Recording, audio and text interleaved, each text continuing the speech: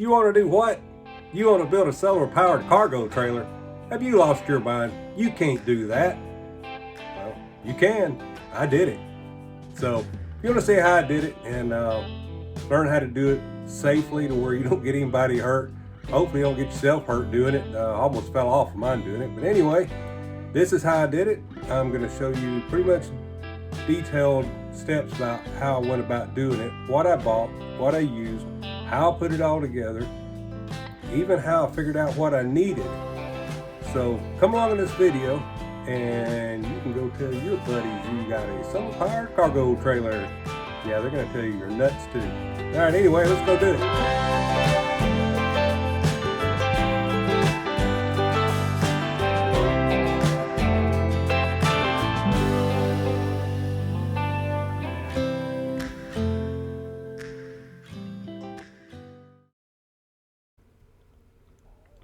All right, I got my solar panels from Santan Solar. At the time, they were in Savannah, Georgia. Now I think they've closed that shop there, and you have to get them from, it's Arizona. What's that, Scottsdale or somewhere out in Arizona. Anyway, just look up Santan Solar, and you can buy them by the pallet is the cheapest way. I bought 8. I put 6 on top of the trailer, and I still have 2 left for a project that I'll be working on again. Said I'd have it done by now, but I haven't. Gonna put them on my garage to run the refrigerator that's there. Anyway, get them from Santan Solar. Look them up there on the web. All right, next we need to look at how we're gonna mount them. So this is the top of my cargo trailer. Now mine is 24 feet long. That does not count the V nose, and I didn't count the V because the top of the trailer, I was figuring it to be square just like the panels. I didn't want to have anything up in the extra 1.5 2 foot, whatever it works out to be. It goes from 0 to like almost 2 feet by the time you get to the V. But when you get on the top, just make sure that you have it really clean, because that's probably the last time you're going to get to clean it like it looks right there. And you can see about halfway up further, you'll see the brackets I had made that mount to the side of the trailer. And they're made out of metal and they've been powder coated. Now, this is on the inside. That's the fender well.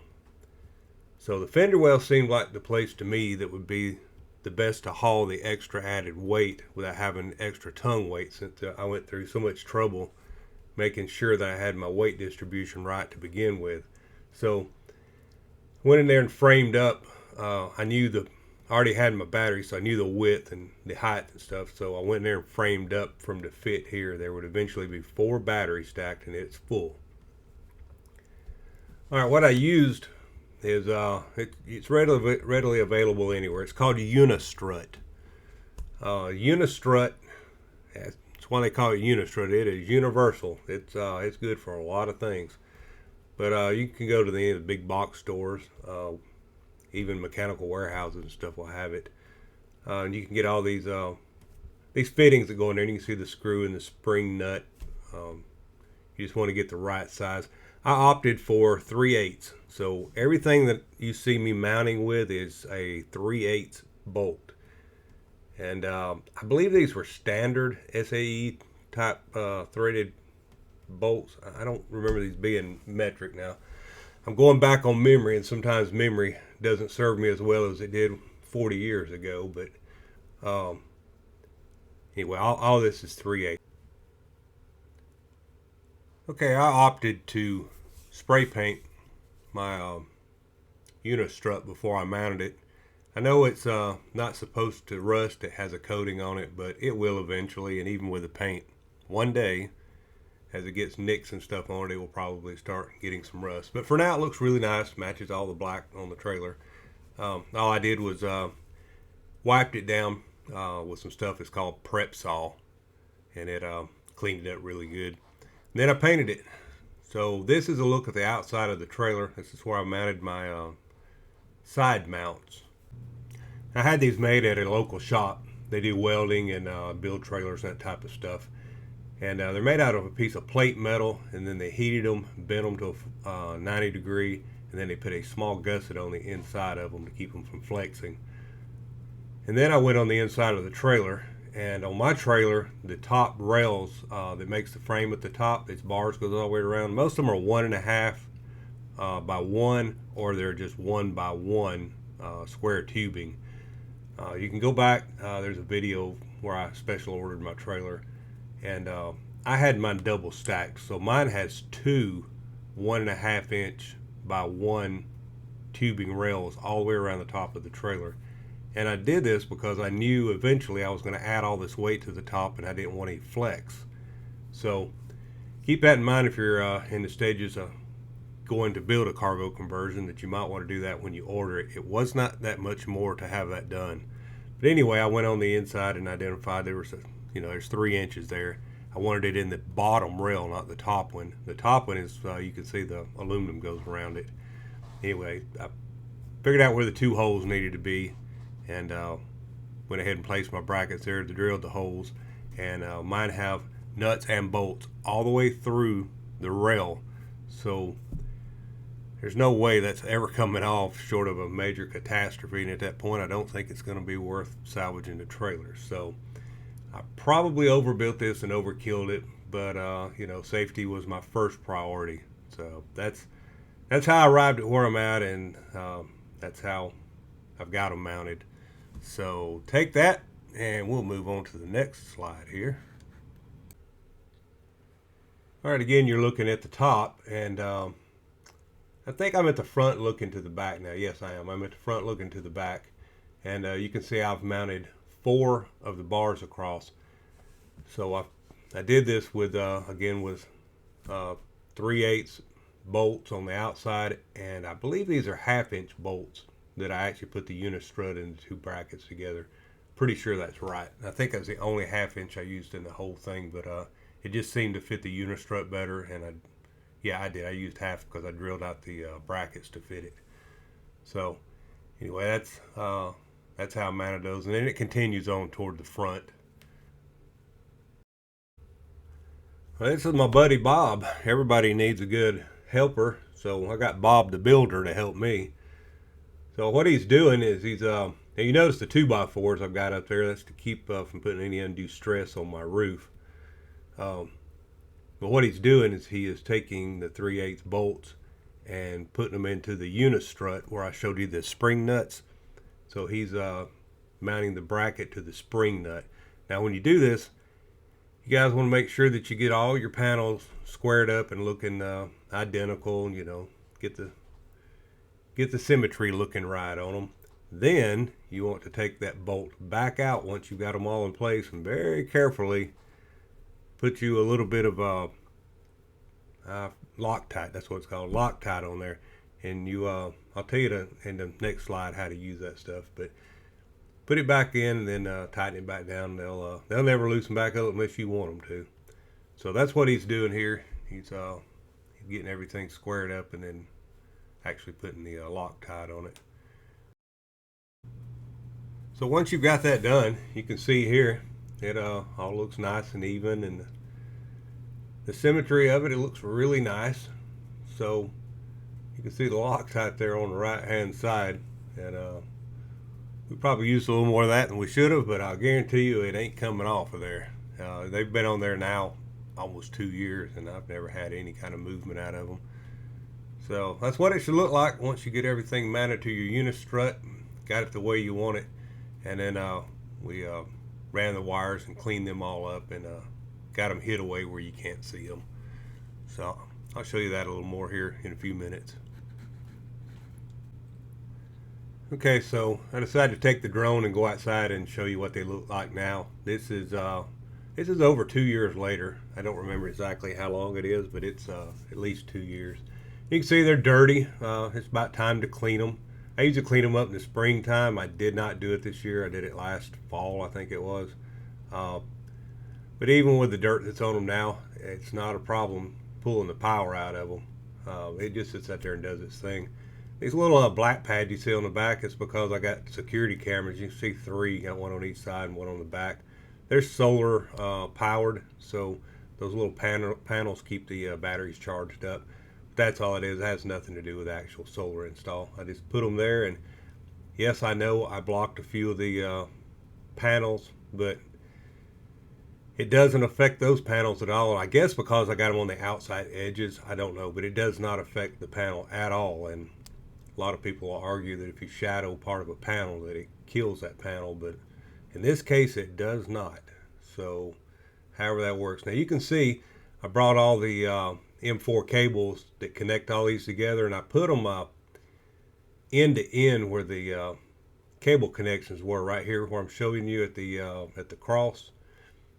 And you can see I have some loom that I've put all these wires in and ran it up where you can't really see the wires, and it also gives it some UV protection. Even though the wires are UV protected, I just chose to do it this way because, well, I just like to overkill everything, I guess. But everything's pulled up with zip ties. All of my wires are ran inside the unistruts out to this part here. Then it runs down. I even built a unistrut frame that goes between these panels around the vent there. So we'll go out here and turn around and come back and let you look at it from the front side.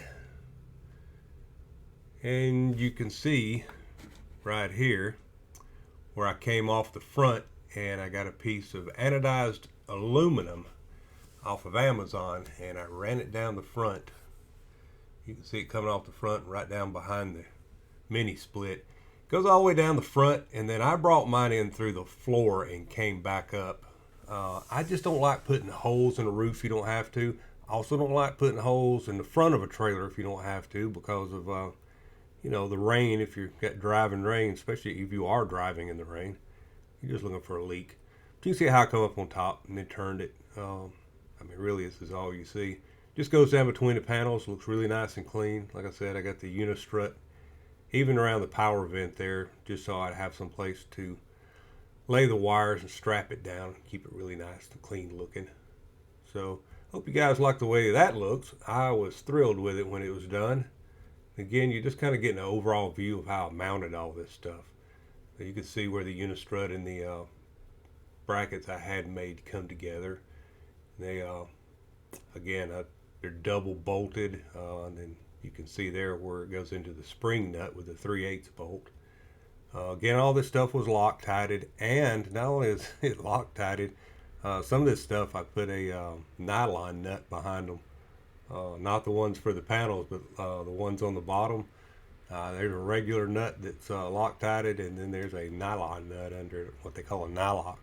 So again, I don't know, just safety conscious, I guess. And then you got the two bolts that go in right there that go all the way through the side. And they bolt to the inside. Now, again, I told you I had the top of mine double banded, an 1.5 inches. So there's 3 inches right there, and you got a bolt goes through both of them. I originally was not going to do one through the aluminum at the top, but I did. And again, it's got they call it 3M tape. I've got them 3M taped to the side, and I did it for two reasons. One was just to stick it up there where I could put it in place to do all my measuring. And then the other one was it actually makes a pretty good seal, water seal. So I did that, and then when I got finished, you can see I removed the cap off this one right here. You can see I actually siliconed the around the head of the bolt, and then squeezed the cap back on top of it just to make sure there was no way for water to get in from around the outside edge. Then I put these nice little plastic caps on them just to make them pretty. But anyway, just trying to show you a really good detail about how I did this in case you guys are trying to figure it out. Well, I thought I'd shown you enough here, but actually I looked at a little bit more of the footage and wanted you to see a couple more things. One is this is a lot better close-up of the brackets and how they're made. I have two of the Victron MPPT 150 charge controllers, and mounted them. There's 3 home runs from each solar array, so I have a total of 6 panels. So it goes from the charge controller down to these blocks, just so I can add a 50 amp fuse. These are just pass-through blocks. These are not breakers. The other breakers are DC breakers. Do not use an AC breaker. DC's for direct current, AC's for alternating current. Alternating current is found in your homes. It is not supposed to be used for DC. Also, although you do have AC in these trailers, that's not what you're working with when you have solar. You're working on DC at this point. So make sure you use DC. All right, moving on. These are what they call maxi fuse holders. And they hold a 50 amp max fuse. Now, a max fuse, if you lay it out beside a regular car type blade fuse, it's about 5 times the size of that fuse. So these are 8 gauge wire fuses, so they will more than carry the amps that I need them to carry. But that's what I used. It's called a max fuse and a max fuse holder. You can decide if you've got a bigger solar array than mine, you may need a bigger one. If it's smaller, you could get away with a 30. They do make a 30 max, and I just like the max because the older I get, the easier the fuses are to grab if they're bigger. So that's what I used on here. Okay, we opted to use 4 of the Chen's 300 amp hour batteries, and I ran them. You can look here. I don't really know if you can tell, but I ran them. There's 2 sets of 12 volt batteries. That makes 24 volts. So I have 2 sets of 24s because I ran 2 sets in series, not parallel. So I paralleled the 2 series. And for some of you that may not make a whole lot of sense, but if you look up how to run series, it goes from positive to negative, and then the negative to the next positive, and then the negative, and you pull from opposite ends, from the positive to the negative. And I'm probably butchering that up real good, but there's some really good videos out there about how to do it. Will Prowse, yeah, Will Prowse. Go look him up. He explains it for idiots because I figured it out from watching his stuff. But as you can look on there, you can see that's the way mine are wired. They just jumped red to black, black to red, and so on. So anyway, I did that, and then I ran them out to bus bars, and you can see the bus bars on the front. That's the easiest way to make a clean connect, and then move it to the next source. Now at the front of the box, closest to the bottom of your screen there, you can see there's a Victron shunt, and that's run off the negative side. So it comes off the negative side of the bus bar because the bus bar's got both sets of batteries hooked to it. So that's where you'd want to get your true reading for your 24 volts for the whole bank. So you'd come off there with your negative to the negative side, and it'll tell you battery side and stuff on the shunt. Just make sure you put it on the right side, but put it to the battery negative side, and then the other side will go to your source. Now that's going to tell you with the Victron app how many amps you're pulling. So it's really important to have one of those so you can see the health of your batteries and how your system's working. There's a lot of other things you can do, like getting a servo. I do not have that. That was extra $500, and you'll see here in a minute I use an iPhone for it. So it's not quite as nice, but it tells me what I need to know. On the inside, we use a pure sine wave inverter. It's the 3000 watt, and it's 24 volts. We're running a 300 amp fuse and a disconnect. We're pulling power, building a little heat. Now the fans have come on. It doesn't really affect the operation of it. It's minimal as how much it's pulling on it. So overall, we're really happy with the Victron and the pure sine wave inverter. Okay, I came from the inverter back up to the front of the trailer. All my electronics are up in the very front, right behind the wall of the in the kitchen of the sink area. You can see the sink there in the picture, way over in the back of it. But I have a door on the outside that I actually put in myself, and it opens up, and you can look right at the back of that wall right there. And that's why I decided to mount everything, to make it easy to access and service. But you can see the big black wire. It's got the red wire tied to it there on the left of your screen. It kind of goes up to the silver box at the top. Well, that silver box at the top is a transfer switch, and that black wire is my shore power. It goes over to the other side of the trailer. You can see at the bottom going along the wall there. That's my 30 amp service. So it comes in and goes the top, and then it goes into the transfer switch, and then it goes to the power panel right below it there. And that is a regular RV panel that you'd get in any RV. Bought it off Amazon, or you can go to an RV center and purchase one of them. But that has your one side of it is your AC 120 side with breakers, and then the other side of it has a 12 volt inverter in it, and it brings it down for all your 12 volt appliances and lights and stuff, and it has the regular 12 volt fuses in it. So I opted to go this way, just made it really easy to add things to it later. That little box on the left, that black one, in case anybody wants to know, that's my touch control panel on the inside. I have touch control for all my lights, outside, inside lights, anything that's switchable inside is on that touchpad. Also got it off Amazon. If I remember, I'll put it in the link in the description. But anyway, that's just trying to tell you what all this stuff is, and then it's a big breaker with a clear panel on top of it up there for the 12 volt side for everything that's going to that touch panel. It's just a fail safe. It actually has blade fuses in the black box there, but I just like a fail safe in case anything gets shorted out between there and the main power source. Again, I'm probably overkilling things, but safety first. I got 3 fire extinguishers, one in the front, one at the door, one at the back. Same deal with the what they call them, O2 sensors and smoke detectors. I got 3 of those. So I'm getting off line here, but anyway, go back to the transfer switch. You go up to the transfer switch. Well, on the opposite side of that, there is another side, and it's for the generator side. Now, if you're going to use a generator and you plug your generator in and turned it on, actually, I'm telling you wrong. On this one, it would be an onboard generator. It would be wired in. So when you turned your generator on, it would automatically switch the power. And then when you turn the generator back off, it would automatically switch back to shore power. In my case, I'm using the generator side for the solar side. So my inverter actually feeds the other side of this.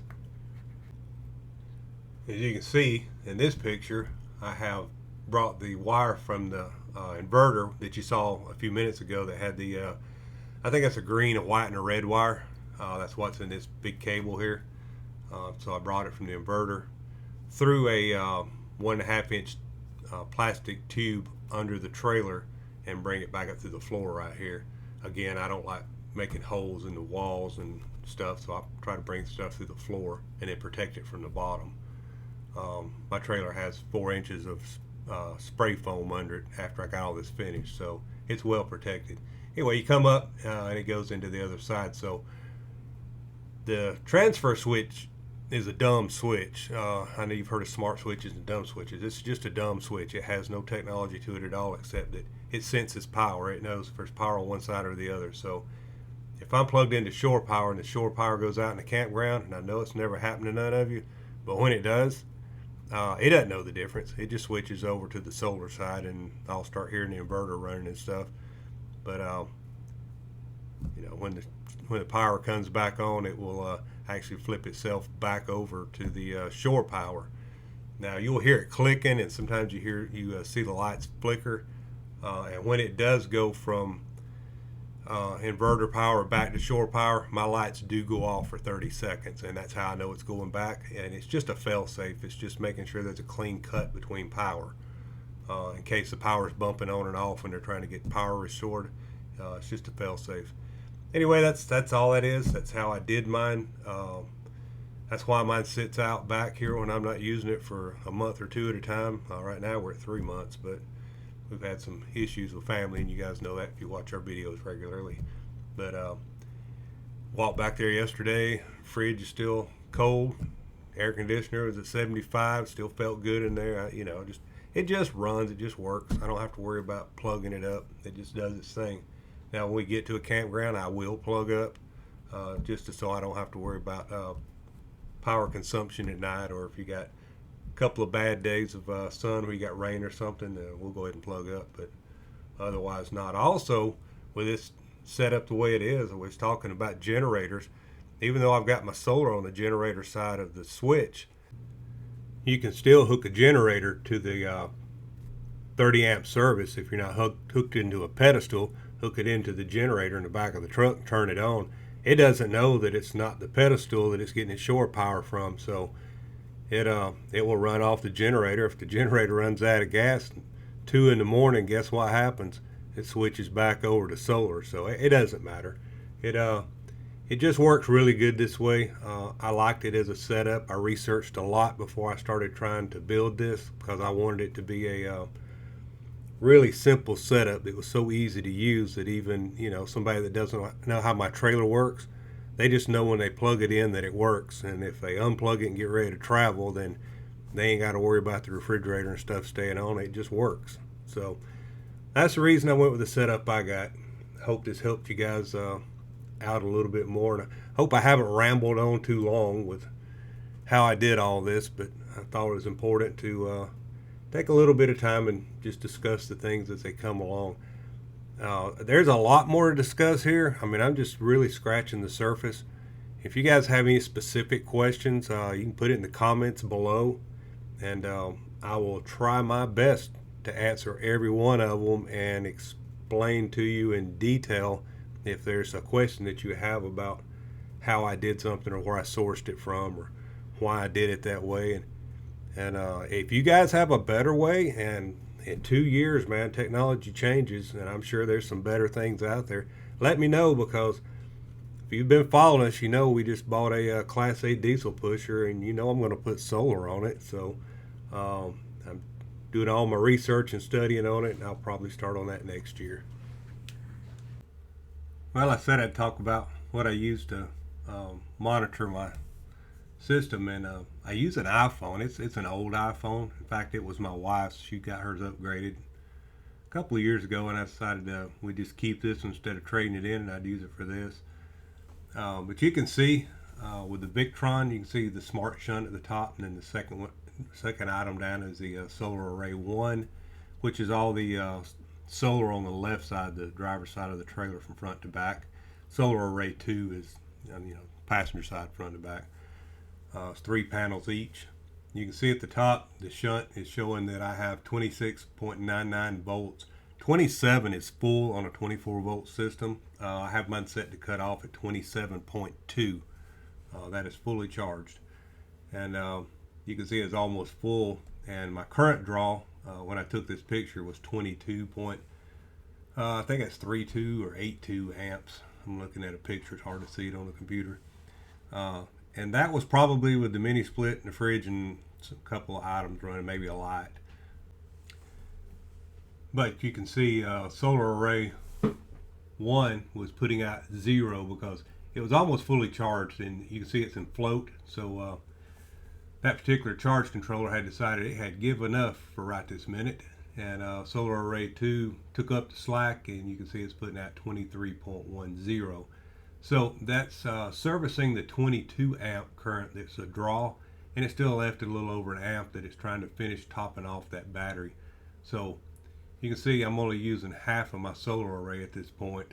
I'm only using the one side, and that's just the way it works. It works really efficient. So let me show you one more slide of another one at like max draw, the highest I've ever seen it. Okay, here you can see that it's 26.53 volts on the battery charge, and the current that it was feeding through the shunt was 60.2 amps. Now that's the highest I've ever seen it. I've seen it get close to that, and that was the mini split just starting up, running at full capacity, and it was hot in the trailer, so it was at max load, and apparently the refrigerator was on and all the lights were on, I guess. Well, no, they were. All the lights were on inside because we were getting ready to load up and get the trailer ready to go. And for whatever reason, I had left the air off for a while, so it was struggling to try to catch up.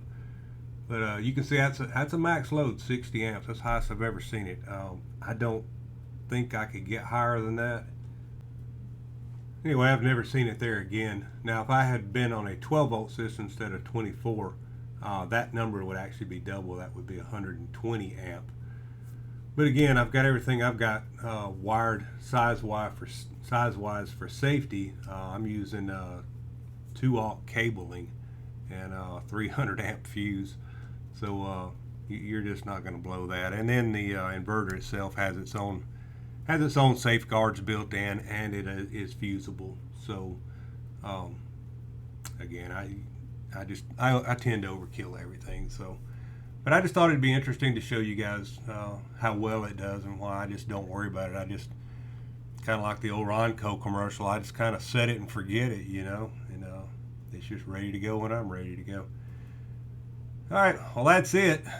Hope you guys enjoyed it. I thought you might enjoy seeing what the battery box turned out looking like. We decided to multi-purpose use it, so that bottom slides out and slides back in, and because it's a little bit high, you know, Kathy's short. This is how it turned out. Turned out really nice. All right.